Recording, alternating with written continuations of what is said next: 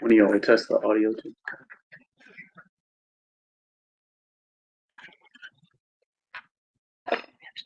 We're good. Hello. Yeah, we're ready. Yes. Good morning and welcome to the Audit Committee for Thursday, October 2nd, 2025. The time is 10:36, and I'd like to call the Audit Committee meeting to order. With that, could we point of reference before we do call the roll call? Dr. Thomas' term expired in September.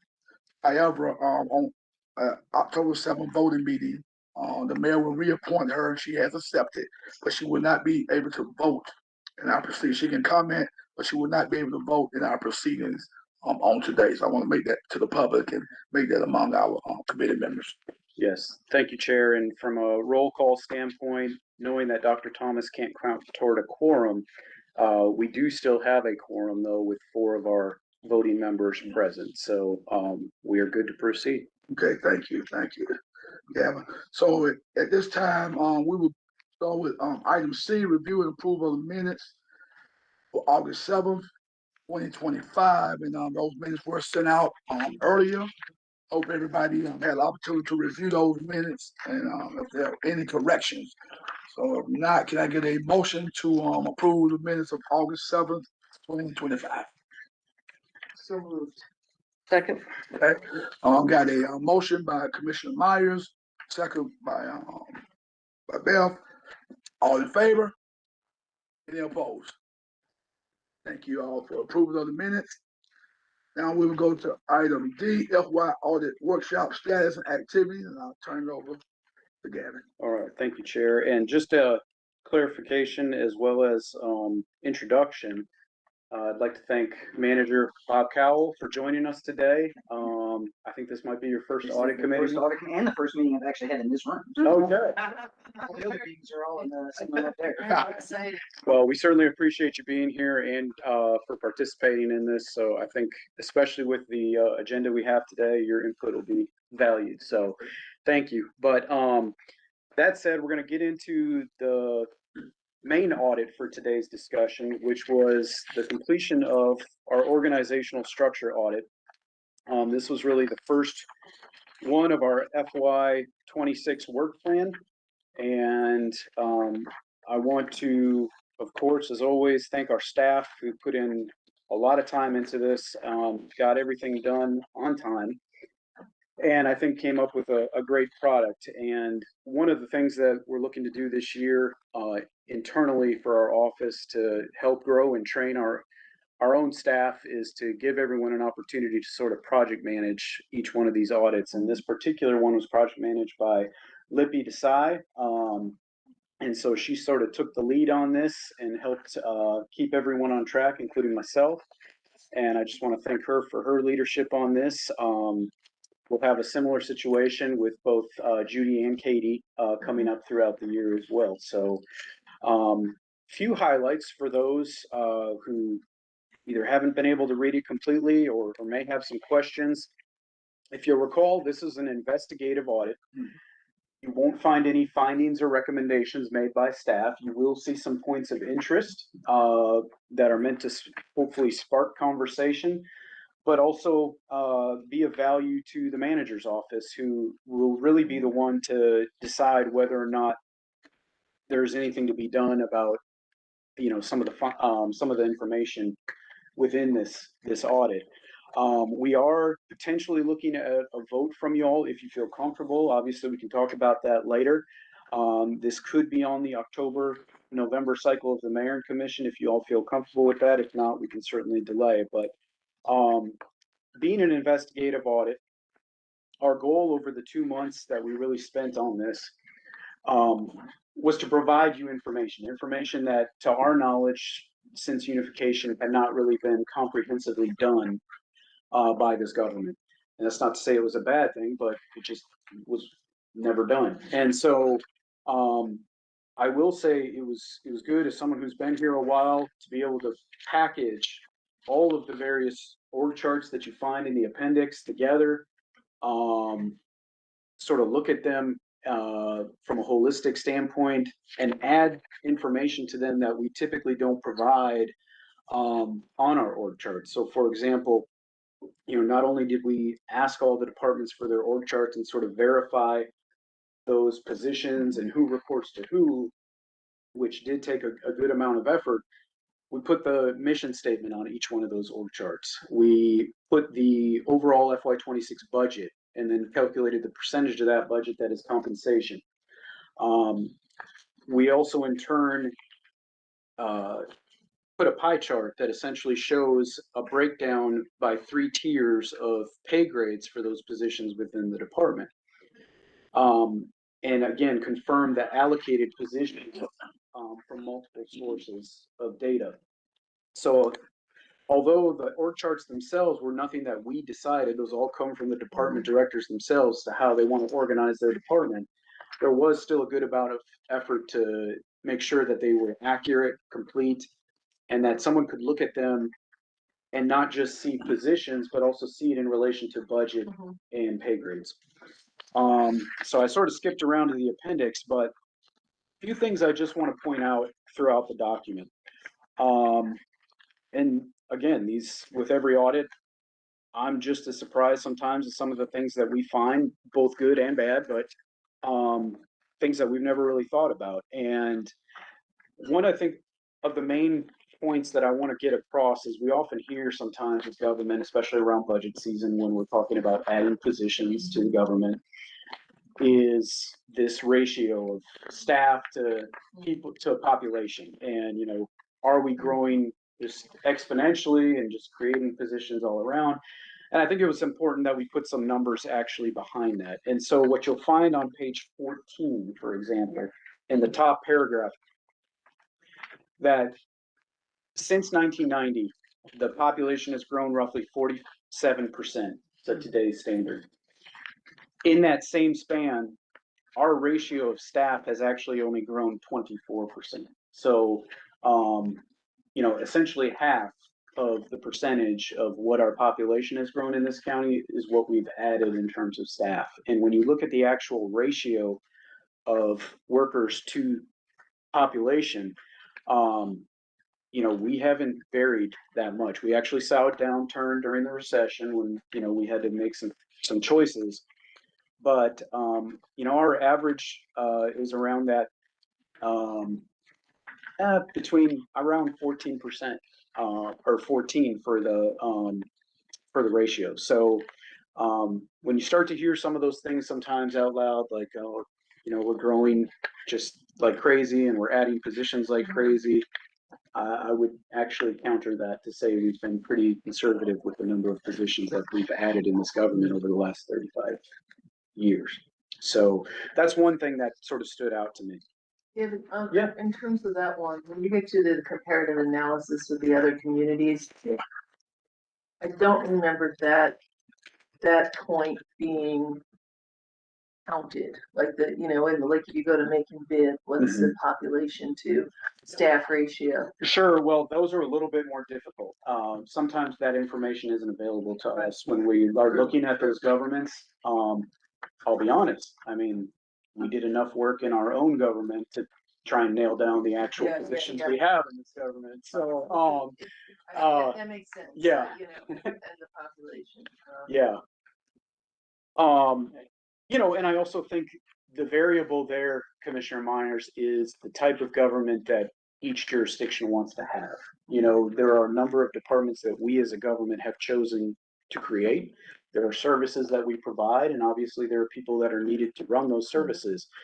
The community next door may say, well, that's not one of our priorities. We don't even have that department. So that alone may differ in terms of the ratio that is provided.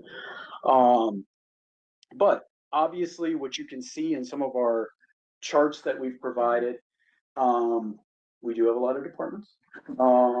There are certainly, when you start to look at the comprehensive view of courts and departments and things like that, there are essentially 43 entities that we would call departments, offices, or courts.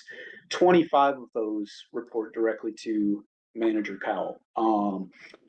So that's one thing to keep in mind. We did provide examples in our comparative analysis as well as in the appendix at the end of some of the jurisdictions we looked at in their org charts. So you can gain a grasp again of like, what does this county have in terms of the number of departments, you know, and what you'll find is it scatters again. There's a lot of variables that go into it. Some governments are larger than ours in terms of population and staff, but maybe have fewer departments. What that means is sometimes they load a bunch of divisions within that department. But there's different ways that you can essentially go about it. Is what I can give you from that. Another section on page 17 talks about this concept of centralized versus decentralized government. And I don't see the pages on here. Yeah. Numbers are in the middle at the bottom. oh yeah, that's okay. Have a snake with a bit me. Yeah, that's all right. So on page 17, we sort of go into this concept, and again, this is a management decision. This is something that the manager decides. You know, what kind of government are we going to run? You know, and what sort of components are going to be centralized or decentralized or a hybrid thereof. And certainly, I think we are a hybrid currently. And what that means is, in a very broad sense, you know, do we have departments that finance, for example? That is what they do across the government. Everything financial deals eventually comes back to the finance department. That would be a centralized sort of concept in a very broad scope. Or is it decentralized, where essentially every department has its own financial person within it, and they basically run the day-to-day operations of the budget for that department. You know, occasionally they'll send some reports to finance to just kind of collect for the end of the year, but you know, those finances are being done scattered across every department. So that's what we kind of mean by centralized and decentralized. Can I comment on any of this? This page gave me trouble. I had Okay. trouble, and I don't know what you're, you know, in terms of reading and comprehending. Okay. You know, I'm assuming you want someone like me to be able to understand it. Well, hopefully, yes. Right. Yeah. I mean, you know, I would imagine that I have more background knowledge than the person on the street, but in a way, we kind of want the people on the street. So there were more places in this document where I had trouble following things. And this was one of the places here where I had trouble, and only, I mean, I'd have to go back through again everything, but actually the first paragraphs here, where I understand what you're just saying now, like the finance is a good example of that. Or, you know, I guess it would be like someone doing, actually, someone talked to me before about purchasing and repair work. Is it centralized? And if you have a broken window, is there someone in your leisure services who's going to fix that, or is it central services who's going to come do it? And I assume Yes, that that's that's correct. kind of what we're talking about.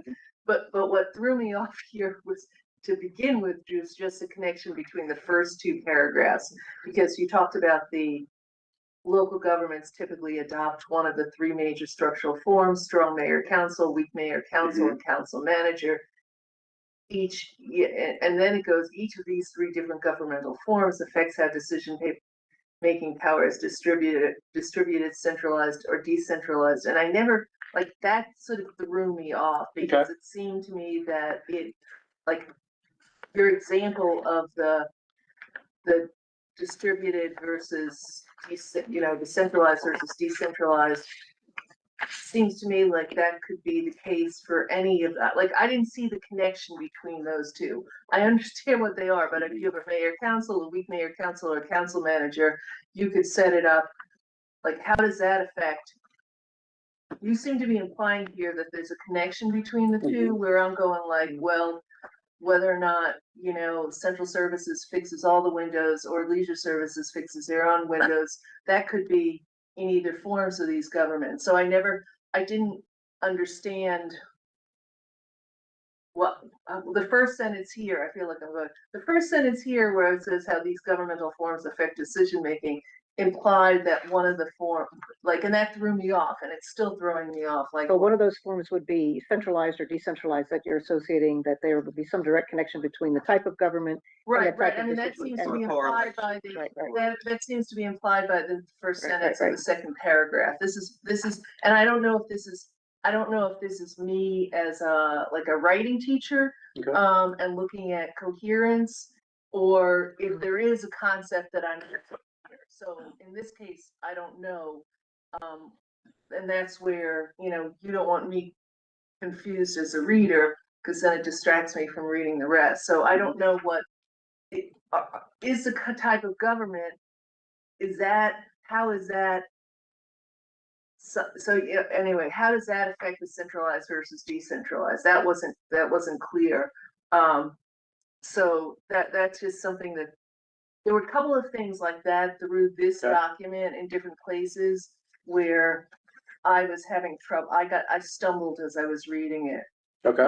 And so if anything, in terms of, like we were talking before about waiting or not, Right. like, it was like, oh, wait a second, this isn't clear to me.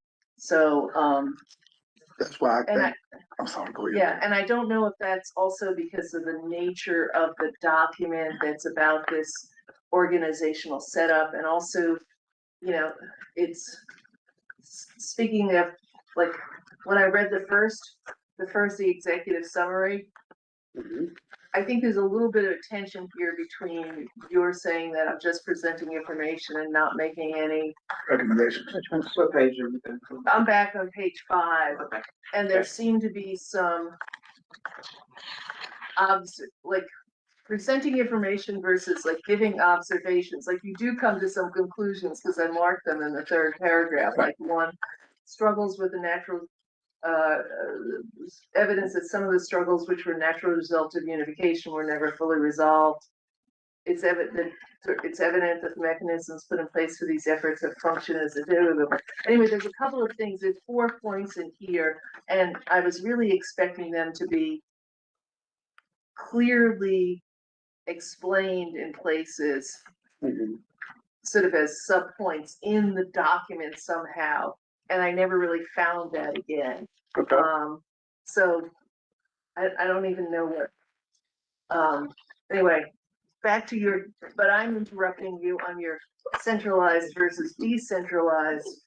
But I don't know where my discussion of my difficulties would come in, so that's, Well, I I think, brought them in. That's why I want, yeah, you hear what I first got. Yeah, There's a lot of information. That's why I say I think if we can discuss among ourselves that maybe, because you do have some questions, mhm. and if you got some questions, I'm sure some of our colleagues may have some questions. I said we may want to wait for, we present this and get some of those questions answered. From Commissioner Meyer, and some of other people around the table may have some questions too.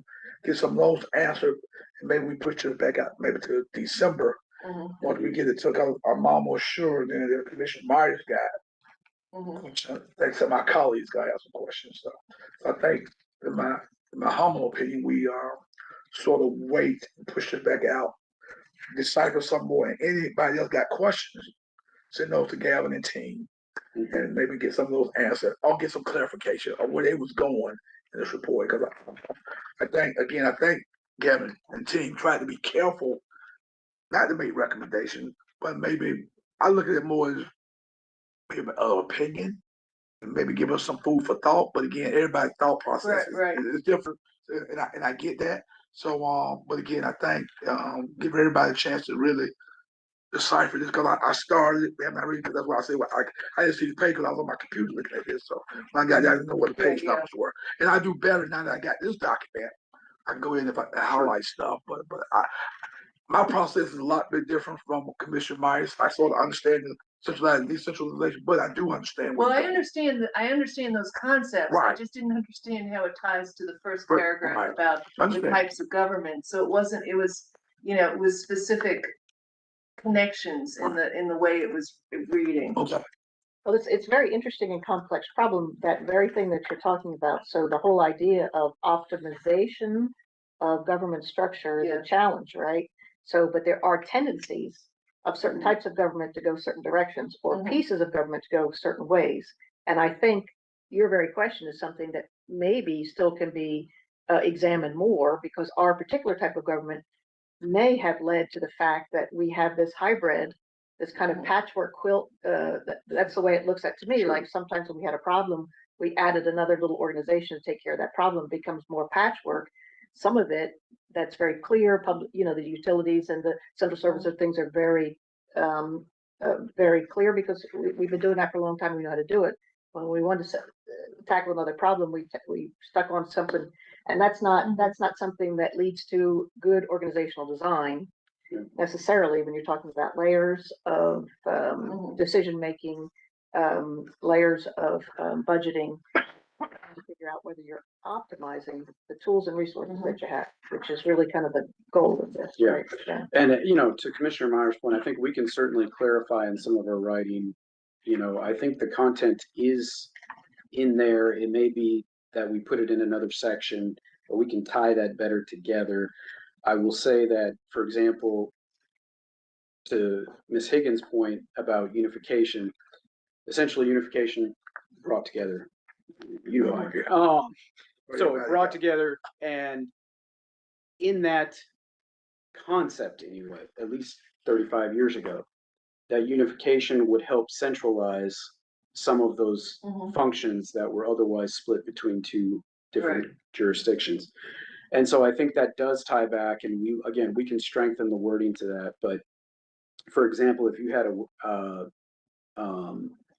a different form of government, it very well could lead to some decentralization. For example, if you had a weak mayor form of government, I mean, the day-to-day operations clearly would fall more onto the departments. And if you didn't have a management form of system, and so you would be more decentralized, because essentially there's not that unifying factor there in a weak form of a mayor. Okay, so in the middle one, where there's a weak mayor council, but there isn't I guess when I was looking at some of these examples of other governments, it seemed they all had, if they didn't have a county manager, they had a county administrator. So it seems in that sense that it would then, there's still some centralized person.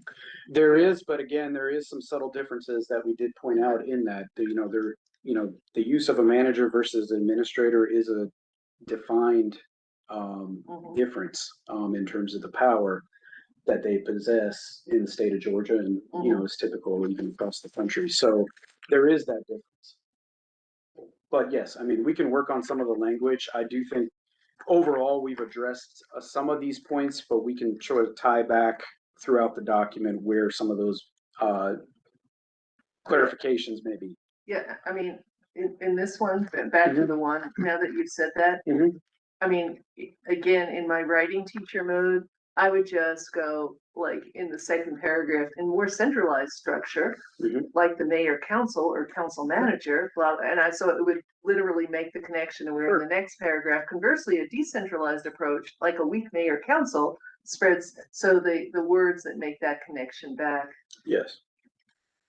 We can do that. I would also say, in reference to the 4 points that you mentioned in the executive summary, those are some things that we mentioned in the points of interest, because since we didn't make recommendations, we tried to point out things we wanted mayor and commission and the manager to notice, compared to So back in 32.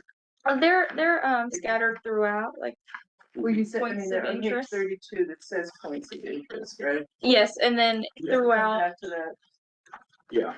throughout certain sections, like on page 19, page 21, they all like try to reference those points in the executive summary as well. Oh, okay. In the table of contents, it mentions overall point. Yeah.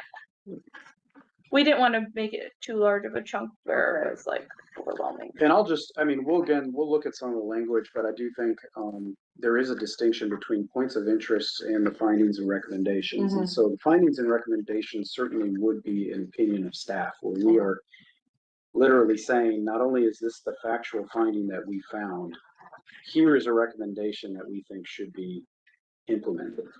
We don't go that far, and although we call it a point of interest, I do think these are based not necessarily an opinion of staff, but a fact of what we found. If we state there does not appear to be a process or a procedure for this type of action, it's because we couldn't find a process or procedure. That's a fact. Like, Right, yeah. and that's what, I guess that points of interest versus finding to me is very subtle. Mhm. And I actually back on the first page, I have here, the end of paragraph 3, I have a note that says, just what Beth said to me 4 years ago, about their,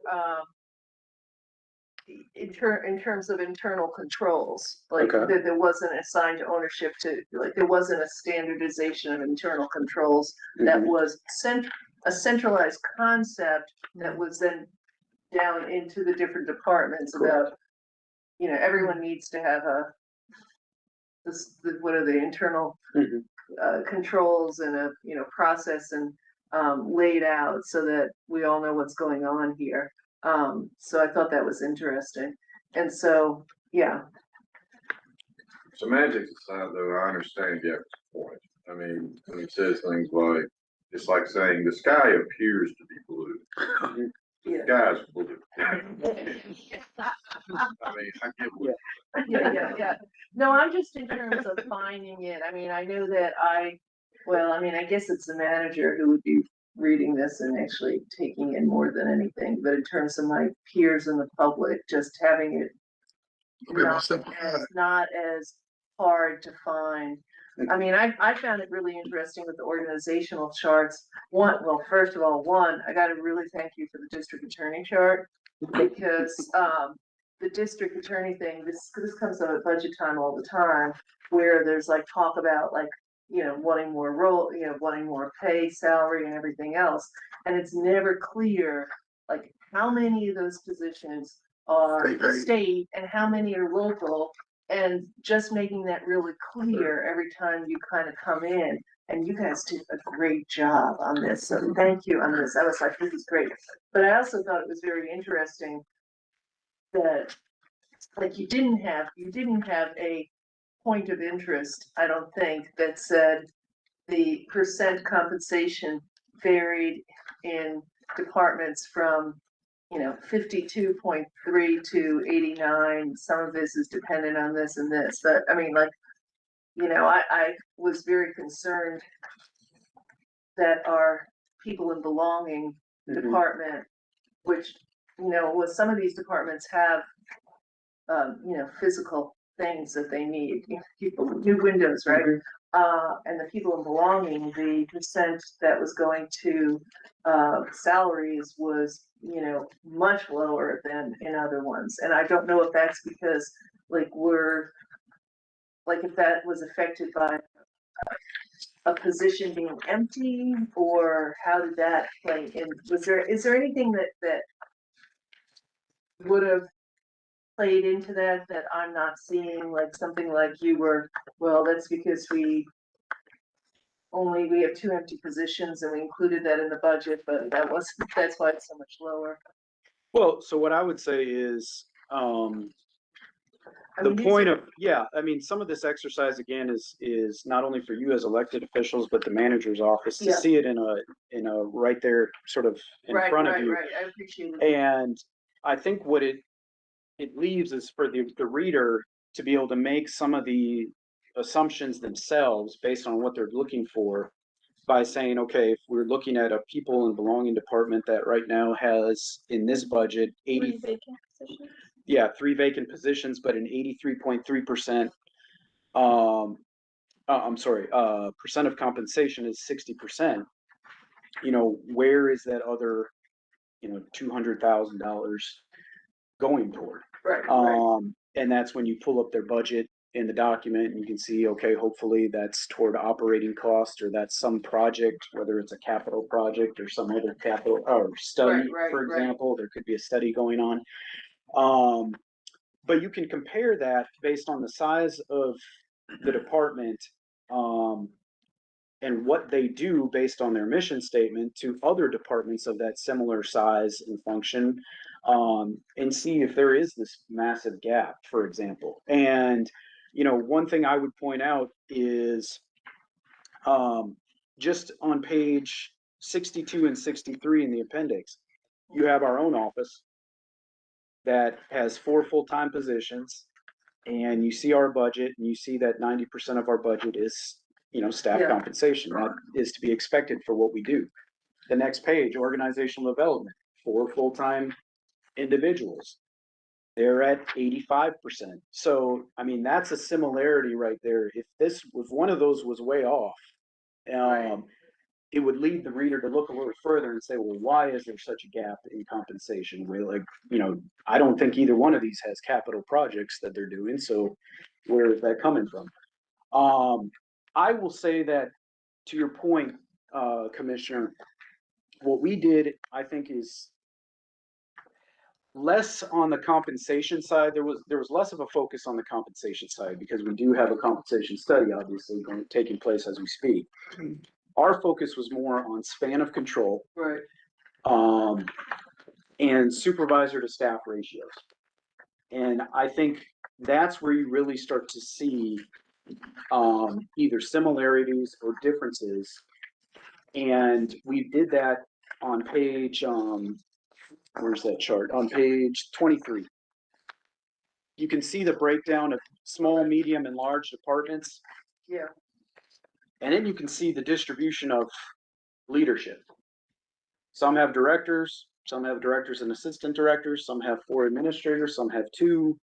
It can vary across the board, and there may very well be good explanations as to why that is. I'm not saying any of that is incorrect, Right. but it certainly allows the reader to look at it in one place and say, well, if you guys are both in the same tiering system, in terms of number of employees, you both have between 10 and 20 employees, but you differ in terms of your organizational structure. Is there a reason for that? So, I mean, since we're sitting Yeah. here with the manager right here, Mhm. and it seems to me, and of course, this is what we discussed before you started on this and before our new manager was Mhm. hired, that it was important to get this out sooner so that it would be here for our new manager. Sure. So it would make sense in a way for your pointing this all out, for this going on to the manager, who then, we as elected officials could say, hey, take a look at this, and what do you think? Do you have findings and recommendations Correct. based on what you found? Well, this is one more data point for you, right? Yeah, the timing was really perfect for when you all scheduled it, because it fits right within the beginning of kind of that 90-day assessment piece. And I told Gavin and the staff, if just the history of how unification went about and what was intended to be accomplished and what they felt like was accomplished or not so far, and then the org charts themselves, all of that's super helpful and valuable at this point for me coming into the group and stuff. So yes, I think there are certainly things in here that I've already seen kind of in my assessment that helped reinforce that, and then there were some things that were identified that I haven't yet come across in the assessment and stuff. So it definitely is it's a very helpful tool for me as then I craft what my recommendations ultimately will be to the mayor and commission. And on when future did things. what was your timeline for doing that? So the 90 days, the first 90 days is at the end of October. And then really the 6-month kind of work plans around the first of the year-ish kind of time frame. So into January. So even going through the process of taking time to digest it and make a recommendation, it still fits well within It still that. fits in. So, I mean, you have a copy of it. Yeah, and we've already reviewed this with Yeah. staff. Yeah. And But it in already terms of the incorporated. Commission, we have, that's why I said I would Yeah. really, our point in the question we have, Gavin, and again, I think Carol, you made a good point. Make sure that it can simplify a little bit for people to understand what this report means and how it's gonna, sort of, in my mind, kind of guide us in the future, based on this stuff. Man, I think it's good stuff. Like I said, I started, that's why for me personally, I want to wait before we go to our colleagues with, because I really want to make sure that we're clear as the audit committee, and make sure once our colleagues get it, they're gonna be asking us questions about it, Carol or Gavin doing these meetings, that we're clear about what this process was about. Yeah, and we're perfectly fine with that. I mean, again, to Manager Cowell's point, he's seen it, we've talked about it. There's nothing that keeps him from utilizing it in some capacity right now. If he wants to. Already Correct. have Yeah. So maybe actually some of the discussion took place at the retreat. actually was born in part out of, the work that we've done with this. The last thing I'll just say about this before you all, make a decision is, the overall org charts that you see sort of folded up in the middle of the document. One thing that I think was really critical to all of it is the connection with BACs. And what you'll find in those documents is at the bottom of each department, you'll see this highlighted area, and those are essentially the BACs that were determined to associate directly with that department in terms of responsibility. That's good. So, that's not something that we've otherwise done as a government. We clearly said, okay, of all these BACs, how do they actually align in terms of the department liaison? Which department is responsible for making sure these BACs happen on a weekly, on a monthly basis, and the logistics involved with it? Are there staff positions literally created that function 100% to operate BACs? The one takeaway I would just point out with that is when you look at the departments that have BACs associated with them, they're the smaller departments actually that have the most BACs. Or And so, some of them at least. I mean, the difference with solid waste is 2 in the 73, but you see people in belonging with 2 with 6 people, right? correct. I mean, like our own department, for example, we have a staff of 4, but we have 3 BACs assigned to us. So That's what us. No, Audit Committee is certainly one of them. But that was one thing, and I think that's important again to keep in mind, whether from a management perspective or more even from y'all, because y'all are the ones that have the BAC power. Each BAC created does have to align essentially with a department to do the work behind the scenes, even if it's just to create agendas and post minutes and have live streams. Someone's got to do it, and so that's one thing that sometimes gets lost in the mix when we're talking about organizational structure, is the component of the BAC to those departments and that relationship that is involved there. So that was one thing I'd point out as well. But other than that, it's completely up to you all as far as how you want to move forward or take time with this one. We'll be fine either way, and we can certainly make some adjustments in terms of our language in the document as well. And I had the editing part coming up from because I didn't want to make any comments because I didn't spend the time to do it in great detail, but I did have quite a bit of desire to edit some of the narrative. Okay. But I can, that takes a lot of time to do it well, to make recommendations. That's why I would, if you want that, I would probably recommend to wait. Simple things like the coloring again on the charts. But sometimes it's difficult if you use the same color to even, one chart, you couldn't differentiate between 2 very important parts. And that's kind of because you spend a lot of time and effort on those charts, and they're really important because people really, they use them quite a bit to really nail down. And so some of those kind of small things I think might be helpful, and I'd be absolutely willing and happy to do that, but I need a little bit more time. And the document itself is going to be great for the next overview commission too. I wanted to mention that this is something, when I worked on the overview commission last time in 2020, if I'd had a document like this, it would have been so helpful to be able to launch the kind of things they need to do. And I'm really amazed that we're still struggling so much with some of the issues that go all the way back to unification. You would think by this time we had got it figured out, right? And I was wondering with the other comparisons to other communities that had done unification, did they still struggle with, did they feel they had mastered that unification? Because we clearly did master parts of it, but other parts we did not. Could you clarify for me again, you looking at that, the parts with the struggles with unification that were never resolved again? Because this does not have to do with sewer and water. That's one. Right, but that's not what's covered. I That's know. not in here. And I don't think it should be, because I think, again, keep in mind what they said was that they did not go in and make recommendations. But this is the organizational structure Right, versus. right. Versus that, and I don't, I don't know, sometime we all should have an open discussion on that, because when I look at the charter, like where in the charter does it say water? I mean, it might have been talked about, and I'm not against it, but like where was it actually written into the charter? I mean, it talks about services, but that's. Right, and that's, that's I another think it's on page 71 and 72, because I've been looking at the charter. So yeah, go back and look at page 71 and 72.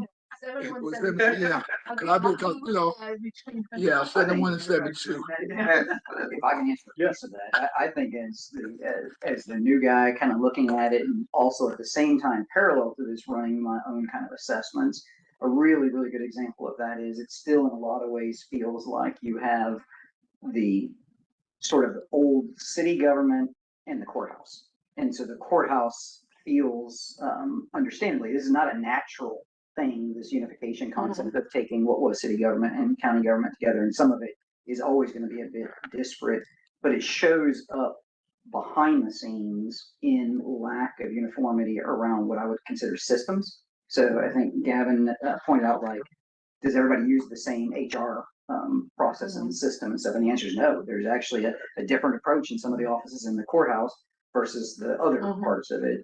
Technology could be another one. The way in which communication is handled.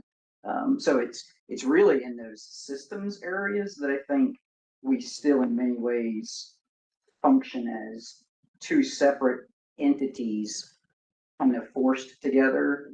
Some things are always going to be. And maybe that's why I don't, even after 5 years, don't feel like, I feel like the whole court system is, like, oh, it comes with a budget, but then I never, like. Well, and part of that's going to be natural because, they're still operating under these sort of state directives and how they're going to do those things. And so they have to function in a way independent, frankly, whether you're unified or not. Right. And it's no different. So therefore, it really does function more like you would expect a typical county government. Yeah. With that, what the benefit of the unification was intended to be, as I understand it, was to gain the efficiencies of those things that weren't required to be different. And those are in those systems of how do we do accounting? How do we do auditing? How do we do personnel management? How do we do IT? How do we do, and those have not been fully realized. And layer on top of that, organizationally, some of those department structures that exist in part because 34 years ago, there were two personalities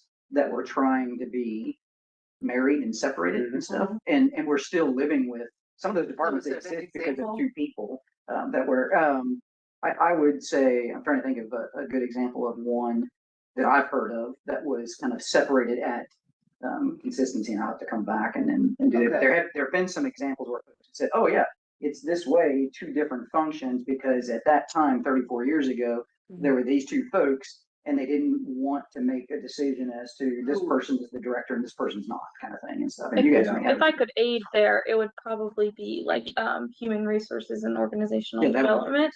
They are still two different functions, but they do similar things. And sometimes they transfer services to one thing that could have been there as a whole entity. So that could be a good example. And that's a good example, whereas I understand it with that one, it is the way it is because when unification came in, there was two pay systems. And it was a desire to keep those two positions. And organizationally, from an optimization standpoint, it doesn't make any sense that you would necessarily have that. There may be reasons you would, but from purely efficiency, you have to question those. Okay, and also page 81, section 9-103. Hey, which one? Page 81, also go to page 81, In section the charter? 9. Yeah. Section 9-103. 71 to 75 cover some things, and then page 81 section will cover the provisional service during transition. Okay. But I definitely read this as any of the comments around realizing the potential unification was purely structured around the organizational inefficiency realizations, not the service realization. Right. You could probably do an audit on that side of it and say, have we actually realized the service benefits of unification as well? That would be a long audit. As one of the civilians on this committee, I love We got some work to do. It's been 34 years. I actually And- chuckled when I made that comment. I said, "What's only been 34 years?" It's been right? 34 years. And, I mean, let's be honest, the whole structure of the state's government is ridiculous. It's just the best of the county unit system that we have 159 counties in this state, all trying to deliver services efficiently to their citizens. And, you know, we laugh about it and we say, well, it is what it is, but it's having real world implications in that you have multiple county governments around this state that cannot function. So that's. They cannot function, they cannot deliver services, and those counties are dying. So now that I've been a little melodramatic, some things have not to have this lapse in where I'm getting close to a Doge mentality, but some things clearly can be done differently, clearly can be done more efficiently. The point was made that reunification began at the beginning of the digital age. Really, to God, with computer systems that we have now and now with AI systems that are coming online, there is a lot we could do much better and much more efficiently for the people in this county. So someone's just going to have, and it's going to be the elected official, someone's going to have the willingness to get those things done. You mean the elected officials, because we're gonna have to put money behind it. Because y'all want to make a decision. No, I know, but some of the things come as recommendations from I mean, in terms of, okay, we have a new manager, some of those systems that you're talking about, I mean, with positions, it's different, but with some of the systems are systems that have to do with the day-to-day functioning. I mean, I learned about maybe that was in the other report, that you have the new water system. Like, I'm not involved in the software that's gonna put it all together. Like, that has to be brought to us. I'm not delving into that. But if it's something that costs $500,000 that has to be put into the budget, then yes, it is there. That's certainly one of the aspects, but I would say, for instance, what was mentioned about the fact there was essentially 2 HR systems after 34 years. Why? Yeah, and I think it's a combination of the elected officials' involvement with money, but it's also because there are a lot of elected officials who are actually responsible for these roles also, and that's a difficult position for any manager to be in with when you're directing kind of those system changes with elected officials, if you can also have the support and backing of the elected officials that you report to. So I think that's a piece of the role of the elected officials on the Mayor and Commission as well. And I certainly don't mean to give the impression of thinking any of this is easy. And it would have been easy, it would have been done day one of unification. But at a certain point, it's got to be done. But I think Gavin and staff had mentioned actually in this report, if anything, actually, there has been a sliding in the opposite direction, which is when it's not realizing the benefits of unification, there's been this sliding back to a desire then to further separate from kind of the unification of those systems. So there's a call for, hey, this is not working the way it should, therefore, now we need our own, I keep picking on HR, but we need our own HR person, or we need our own IT person, or those kinds of things. And so there's actually a risk if we don't advance on it, that it actually will create even greater inefficiencies than currently exist. Yeah.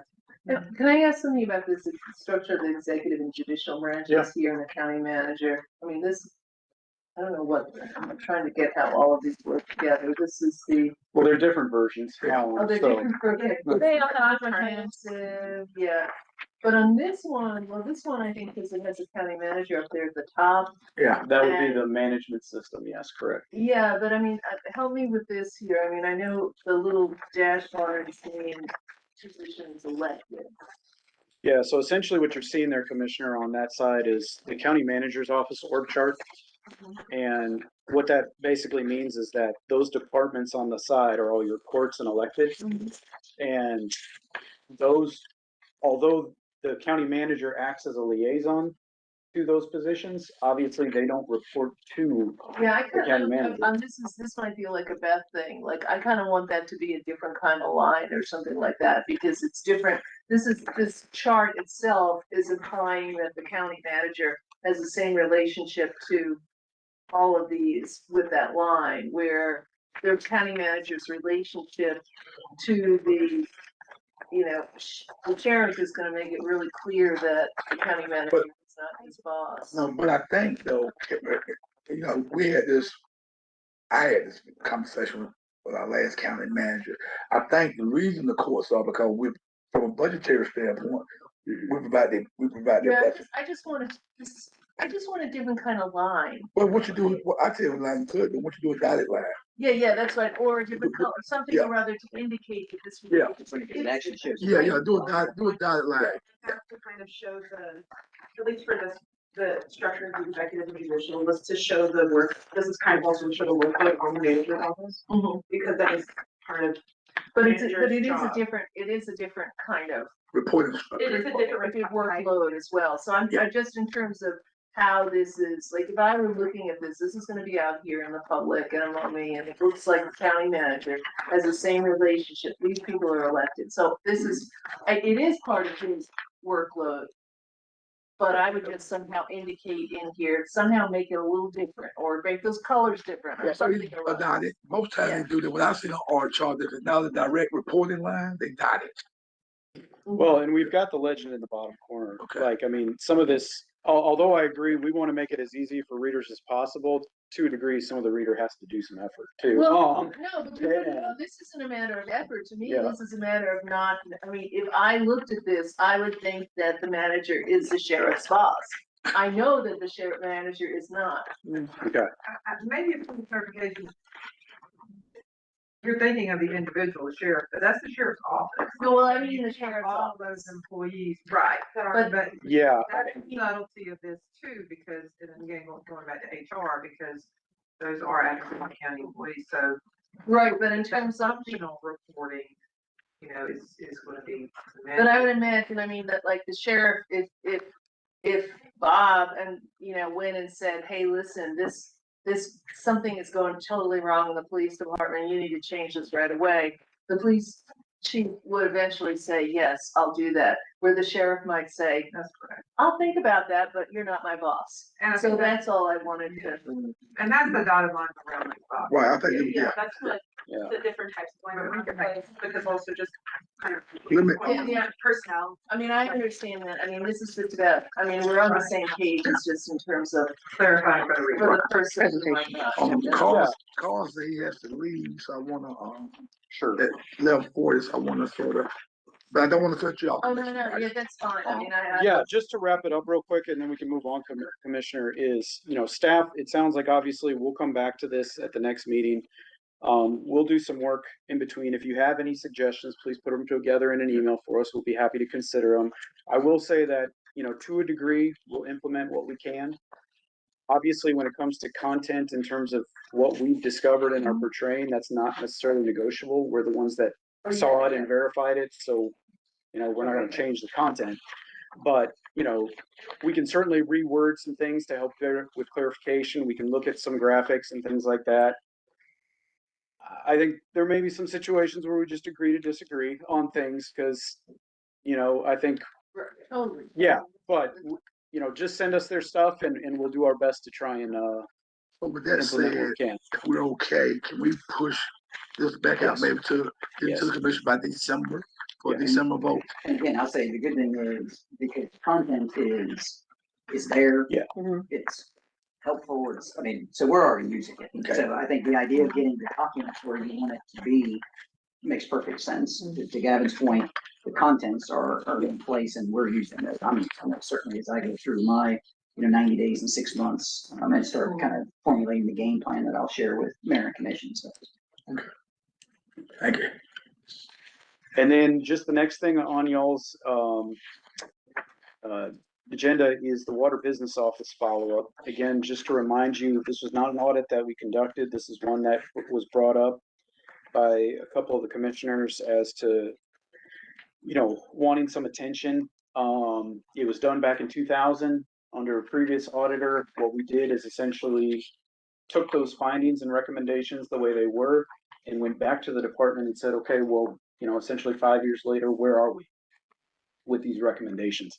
And that's what you have in front of you is we worked with that department to go over each of the findings and recommendations, ask them, is their stance still the same 5 years later? Can we update, what you think about the recommendation or the finding, as well as if it's something that you do agree with, where are we at in terms of implementation and completion? And so that's what you have in front of you. And this is essentially something that we would email to the commission. This is not something that goes up to them formally for a vote or acceptance. This is just an update or follow-up that we'll email them directly if you're okay with moving it forward. So, but any questions you might have about any of the responses or anything like that?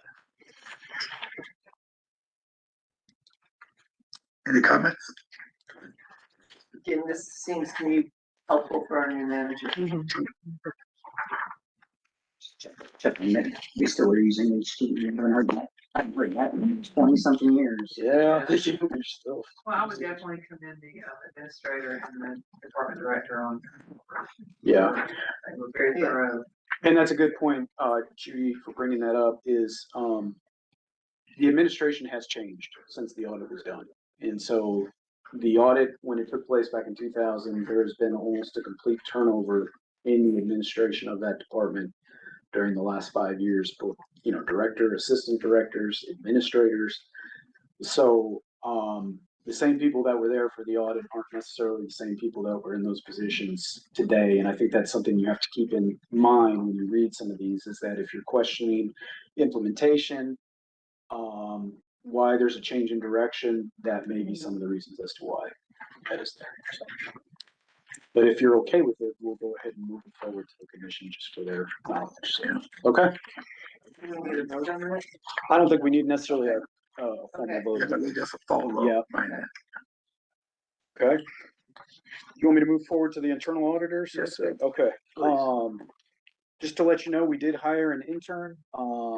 She is a UGA student currently in the MPA program, and she started this week. So we are looking forward to her assistance and things that we do, and we'll certainly have her for at least this semester, and then we'll take a look at the budget and everything else if there's an opportunity for the second semester as well. As far as Peace Corps report, in August, there were 67 staff hours dedicated to Peace Corps, and in September, there were 54 hours dedicated to Peace Corps as well. So they are currently in the midst of looking at complaints. So far this year, they've received 7 formal complaints. 4 of them are still active at this point, and then they're also gearing up to look at their annual work plan for the next year as well. So we are pretty busy with Peace Corps efforts as well at the moment. And then just in terms of schedule, again, we're flexible. This is up to y'all. Prior to discussion of organizational structure, we didn't necessarily see a need to meet in November. That still could be the case if y'all feel like you need some time. There's no rush necessarily. I think you probably not need to meet in November. If, Okay. Just hopefully they'll give everybody time to digest this, and especially if we're going to take it to a vote in December. I think we need to go ahead and meet, and that would be the only thing we may talk about.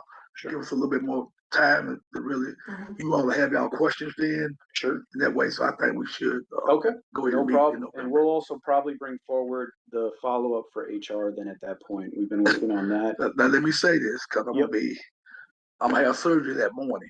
Okay. And then the question I got, it's gonna be outpatient surgery, but I will miss that meeting, so I will ask my colleague. Which one? The 6. I'm out surgery. Okay. I have surgery that morning. Outpatient. I won't be here. Okay. Do you want to move the meeting, or you want to continue with? Well, it depends on the group. I mean, I think I'm gonna read this, and if I have any question on something, I trust you. Yeah, I trust you all too. Well, and you'll get another shot at it at the commission level. Yeah, at the commission. So yeah, so I trust you all to move forward. As long as we have a quorum, and I think y'all will for everybody here. But go on with. I don't want to delay the meetings. Okay. Because I think it's important that everybody get in the questions they got about this.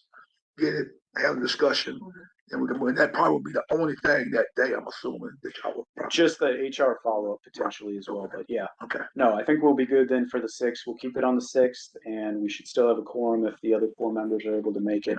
And then depending on how that goes, we'll talk about December then at that point. But, yeah, okay, well, that's all we had. anything, any comment from the committee? Can I get a motion to adjourn? So move. Second. Meeting is adjourned. Thank you all very much. All right, thank You're you. good. Oh, wait a second. Let's back up a little second. Okay. On November 6th, I will not be here either. Just put it on my calendar. Yeah, now I am out of town, Yeah. 5th to the 8th, Okay, so I'm glad I looked at that. Could we change it to the 13th? I would have to do some research. I mean, at that point too, we could just, again, kick it to December if we wanted to, but that's up to y'all. if we kick it to December, could we still put on the vote to the commission? No. Not for the vote in December. Again, you know, I think from an effectiveness standpoint, the manager has this and can run with it how he chooses. The mayor and commission, you know, that's up to y'all, whether there's something of value that needs to be approved in December versus January or something like that is up to y'all. So, Could we do it on November 10th or something, or November, that's the, Well, let's look at December then, Karen. We can, I mean, well, I mean, I'd like to get this to, to the, you don't wanna just get it to the commission. commission before. Well, I'm just trying to think how they, what they mindset with everything we got on the plate. But again, I go back to kind of from a practical standpoint, and it's, as I understand, one of the principal reasons that this was pursued was to help inform the new manager coming in with some of this, which I'm using in the 90-day, my 90-day kind of check-in is before that anyway, and my 6-month kind of work plan is after that. So it'll be the end of January, so Okay. the December timeframe in a January. Yeah, so let's do it January. So we'll cancel skip- November. Okay, so we'll skip November meeting. okay. There's a lot of time to make comments. Yeah, then we'll do a December meeting. Yes, and then that would put us on the cycle for the December, January Maybe. mayor and commission. Okay. Yes. Okay. There's a lot of time to enter. Okay. Thank you, All right. Carol, for that, so. Yeah, well, Well, since we're gonna do that, let's take a formal vote on canceling November. We do need a formal vote. Somebody, Okay, you gotta open the meeting. yeah, I gotta open the meeting back up. Okay, let's do it. So, call the order. I'd like to open the meeting back up for the audit committee to vote on canceling the November 6th meeting, moving our next meeting to the 9th. So the meeting is now open back up. So can I get a motion? so moved. Second. The motion was made by Commissioner Myers, second by Dr. Hickenbottom. All in favor? Any opposed? All right, and then let's adjourn one more time. Yep. Second, all in favor? Aye. Okay, thank Thank y'all. y'all. Okay, Appreciate very it. good. See y'all in December. All right. Is Winterville